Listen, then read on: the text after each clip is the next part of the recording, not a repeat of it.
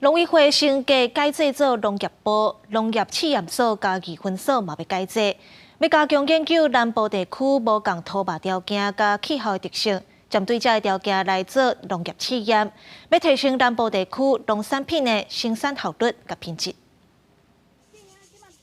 农试所研究员检查优莱亚生长的状况，这个号做台农2号的优莱亚虽然较细斑，不过伊的含油量却较济。农试所讲，考虑到小家庭食食的惯势，所以研发栽培这种新的优莱亚。